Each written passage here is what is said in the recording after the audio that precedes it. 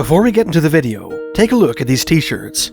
For the gentlemen, there's Papa Squatch. For the ladies, there's Mama Squatch. And for the kids, there's Sasquatch in training.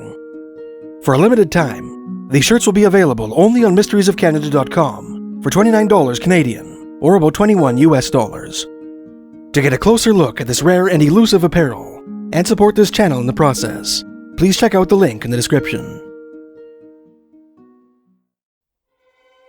In December 1904, a strange series of articles appeared in newspapers across Canada, describing another wildman sighting on Vancouver Island, British Columbia. Only 4 months earlier, in August of that year, a woodsman named Mike King had reported his encounter with a creature he described as half-man, half-ape in the mountains of what is now Strathcona Provincial Park, west of the headwaters of Campbell River. The December sighting took place near Horne Lake, a body of water roughly 70 or 80 kilometers southeast of King's encounter, and a mere 7 kilometers northeast of Port Alberni. The most famous piece on the December 1904 sighting, which has been reprinted in a number of classic Sasquatch books, appeared in the December 13th issue of Vancouver, BC's The Province, under the headline, "A Mowgli in the Woods of the Island. Wildman discovered by a hunting party near Horne Lake. Covered with matted hair, was he raised by animals?" "Do the woods in the vicinity of Horne Lake, Vancouver Island," the article began, "shelter a wild man, whose history will rival even that of Rudyard Kipling's famous story of Mowgli, or the youth who was raised by Mother Wolf?" That is a startling question, which a party of experienced hunters have started out to solve.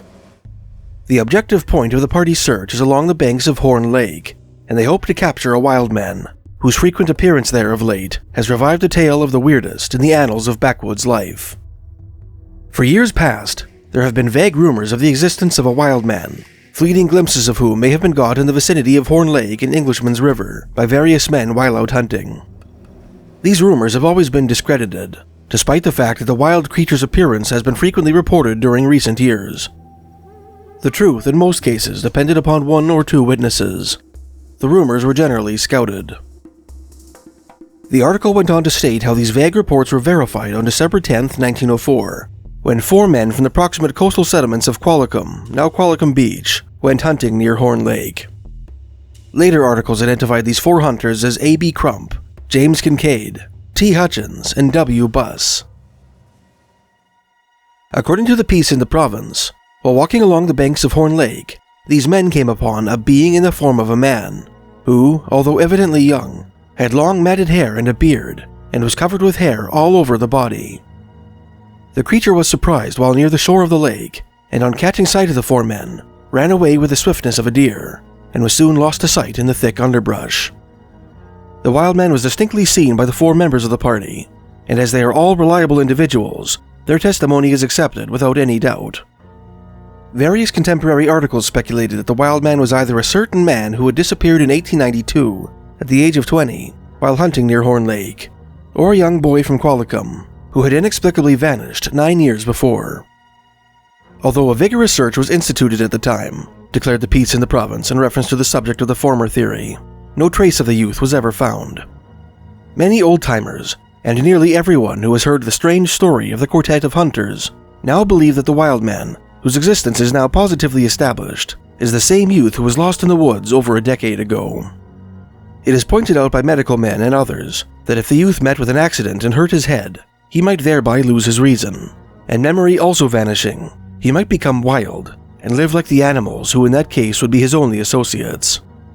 Those who know the province well believe that it would be possible to maintain life on the roots and edible berries which grow in such profusion in the British Columbia forests. To this means of sustenance might be added the possibility that he caught some animals in simple traps.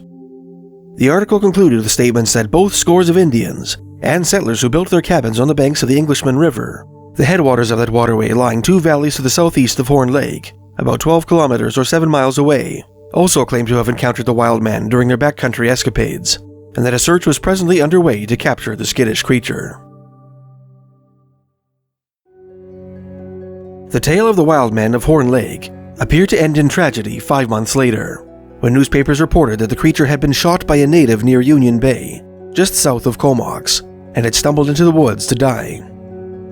The first papers to break the sad development were the Nanaimo Daily News, the Vancouver Daily Province, and the Vancouver Daily World, which printed the Wildman's eulogy in their May 1, 1905 issues. More detailed descriptions of the incident appeared in the May 2nd issues of the Toronto Star and the Montreal Star.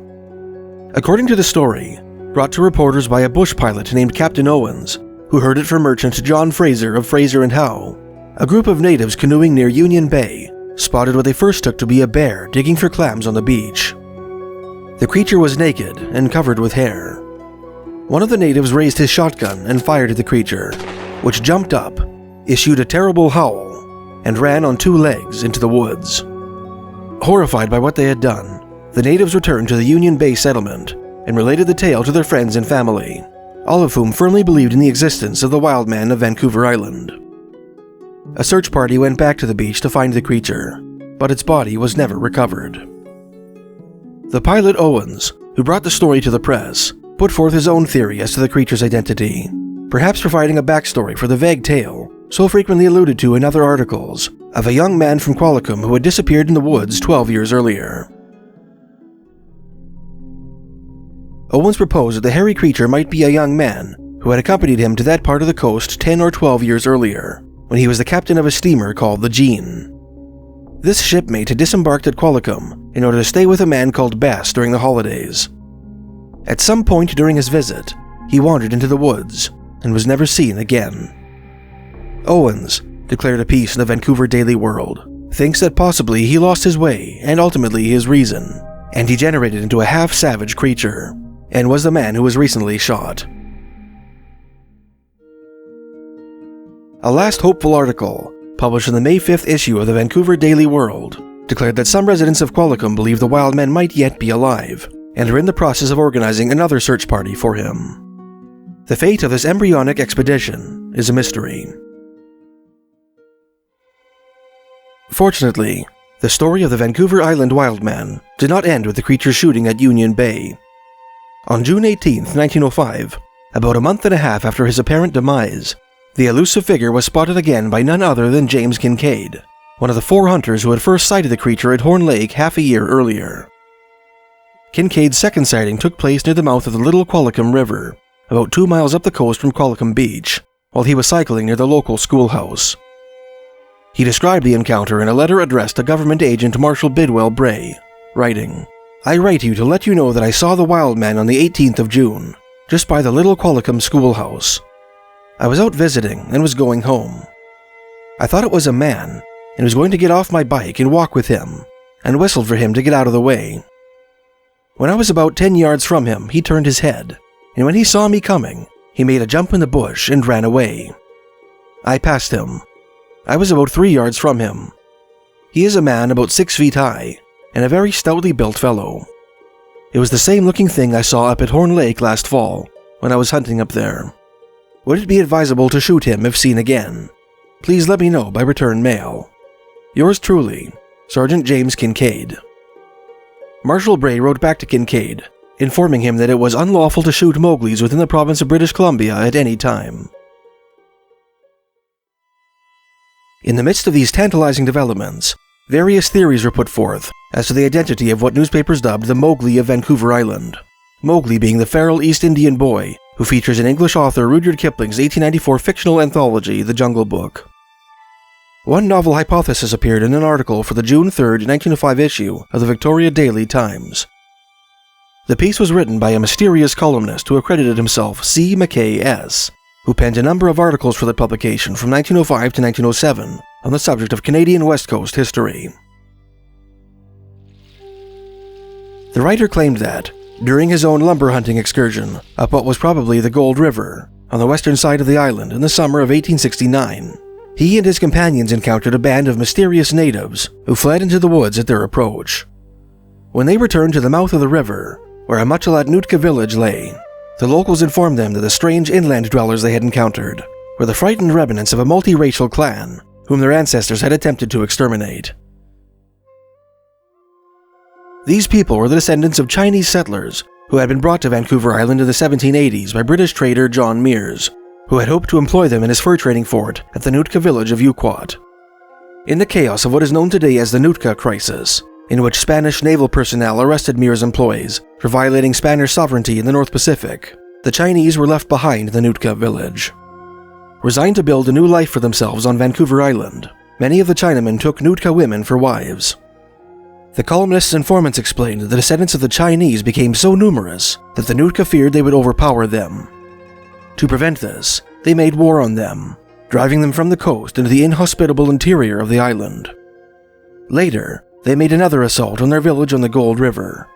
And since that time, the columnist wrote, they have been wanderers in the mountains, fearing to return to their homes. Here, he continued, we may remark that it is quite possible that the wild man reported to have been seen in the mountains is in all probability none other than one of these poor outcasts of the China Indian tribe, who was seen by a prospector and shot recently by an Indian, and not a white man, as some persons have supposed him to be. Another compelling theory as to the wild man's nature surfaced in late June 1905, when a resident of Victoria named William Hallgren declared that the mysterious creature was really a former acquaintance of his, known only as Pete, who had lost his mind and taken to the bush. This man, Hallgren claimed, was an American seal hunter who came to Victoria in the late 1880s. After a season on the high seas, the man relocated to Port Alberni, just southwest of Horne Lake. While there, wrote a columnist who covered Hallgren's tale, his mind became deranged, and he began to live with the Indians. At first, the natives accepted his companionship, not only willingly, but with pleasure, even going so far as to place him in charge of one of their sailing schooners. When Pete wrecked this vessel on the rocky banks of the Alberni Inlet, however, the natives exiled him from their band. As far as Mr. Hallgren knows, the columnist continued, Pete wandered from one tribe to another for several years, and then disappeared, only to be heard of at rare intervals. Hallgren first met Pete in 1890, when he worked on a sealing schooner called the Mascot. One day, the crew anchored off Willis Island, a small isle in Barkley Sound, off the southwestern end of Vancouver Island, about 9 miles east of Ucluelet. While the ship was anchored in the neighborhood, the columnist continued, the Indians reported that a white man was living on the island, and the captain decided to find out whether he could be of any assistance. Pete was brought on board in an absolutely wild condition, with only a few strips of clothing, uncouth in appearance, and withal apparently perfectly happy. During his years of life among all kinds of hardships, his body had become hardened, and despite the lack of clothing, he didn't mind the roughest weather. And what is more, he could eat and appreciate almost anything that was laid before him. For a fortnight, Pete lived with the sealers, and then one day he made his escape. At the request of the captain, the Indians organized a search party, and the wild man was found sitting close to a little fire near the beach, enjoying a supper of half-cooked shellfish. Pete absolutely refused to come back to Victoria when offered passage on the sailing schooner, and before leaving, the captain gave instructions to the Indians to take him back to civilization. Since then, Mr. Hallgren learned that the tribe became tired of his company, and rowing him down the Alberni Canal, placed him in the bush to forage for himself. From that time, nothing has been heard, except occasional reports of a wild man from different parts of Vancouver Island. In view of the fact that Pete was gifted with an iron constitution, could subsist on the most meager of food for days, besides deriving a living from nature where others would starve to death, and also being accustomed to the climatical and other conditions from his long residence with the Indians, Mr. Hallgren is confident that the wild man frequently seen is none other than his former acquaintance, Pete.